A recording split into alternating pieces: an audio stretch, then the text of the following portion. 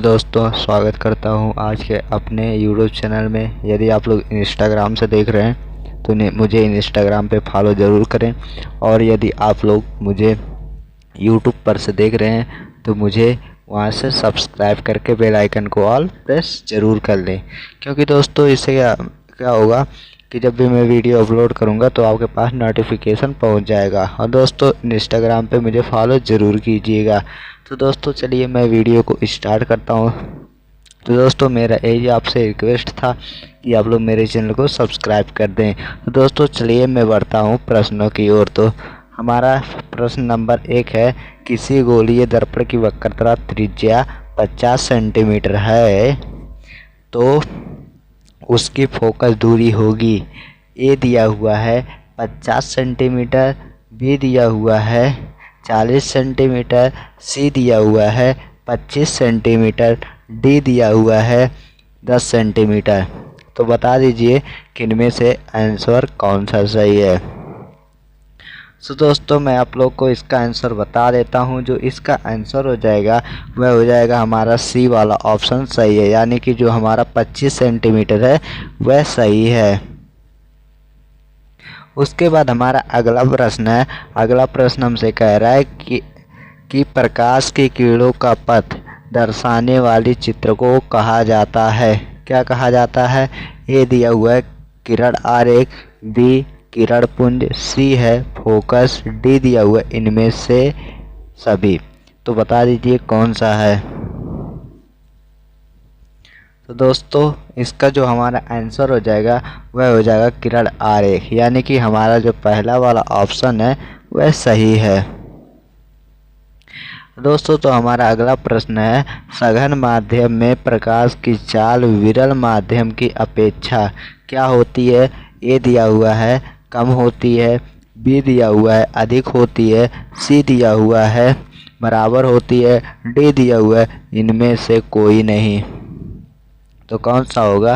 तो दोस्तों जो इसका आंसर हो जाएगा वह हो जाएगा कम होती है, यानी कि ए वाला ऑप्शन सही है। उसके बाद अगला प्रश्न है। अगला प्रश्न देख लीजिए हमसे क्या कह रहा है, प्रकाश के किरणों के समूहों को कहते हैं। तो क्या कहते हैं? ए दिया हुआ है प्रकाश स्रोत, बी किरण पुंज, सी दिया हुआ है प्रदीप्त, डी दिया हुआ है प्रकीर्णन।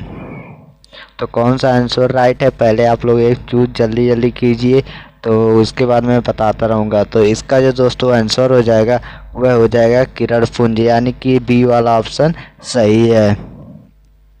उसके बाद अगला प्रश्न है, प्रकाश गमन करता है तो कौन सा? सीधी रेखा में, बी दिया हुआ तिरछी रेखा में, सी दिया हुआ टेढ़ी मेढ़ी रेखा में, डी दिया हुआ इनमें से कोई नहीं। तो बता दीजिए हमारा कौन सा आंसर सही है। तो दोस्तों मैं आप लोग को इसका आंसर बता देता हूँ। इसका आंसर हो जाएगा दोस्तों सीधी रेखा में, यानी कि फर्स्ट वाला ऑप्शन हमारा सही है। उसके बाद अगला हमारा प्रश्न है, गुणसूत्र कहाँ पाए जाते हैं? ए दिया हुआ है कोशिका, बी दिया हुआ है हमारा ऊतक, सी दिया हुआ है केंद्र, डी दिया हुआ इनमें सभी। तो बता दीजिए कौन सा आंसर सही है।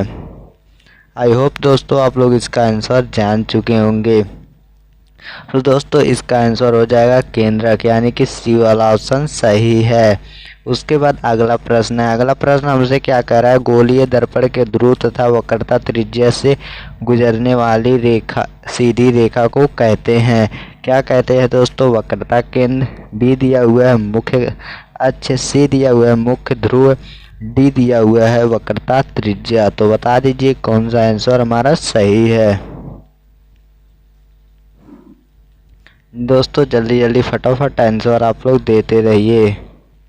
तो दोस्तों इसका जो हमारा आंसर हो जाएगा वह हो जाएगा हमारा मुख्य अक्ष, यानी कि बी वाला ऑप्शन सही है। उसके बाद अगला प्रश्न है। अगला प्रश्न हमसे क्या कह रहा है, सौर भट्टियों में सूर्य के प्रकाश को केंद्रित करने के लिए किस बड़े दर्पणों का उपयोग किया जाता है? ए दिया हुआ है अवतल दर्पण, बी गोलीय दर्पण, सी है समतल दर्पण, डी दिया हुआ है कोई नहीं। तो बता दीजिए हमारा कौन सा आंसर सही है। तो दोस्तों मैं आप लोग को इसका आंसर बता देता हूँ। इसका दोस्तों हो जाएगा आंसर अवतल दर्पण, यानी ए वाला ऑप्शन हमारा सही है। उसके बाद अगला प्रश्न है। अगला प्रश्न हमसे क्या कह रहा है, मानव में उत्पन्न होने वाले बच्चे के लड़के होने का निर्धारण किस पर निर्भर करता है। ए दिया हुआ पिता के एक्स गुणसूत्र पर, उसके बाद बी दिया हुआ माता के वाई गुणसूत्र पर, पिता के वाई गुणसूत्र पर, डी दिया हुआ इनमें से कोई नहीं। तो कौन सा होगा दोस्तों? तो दोस्तों मैं इसका आंसर बता देता हूँ। तो दोस्तों इसका आंसर होगा तीसरा, यानी कि पिता के वाई गुणसूत्र पर।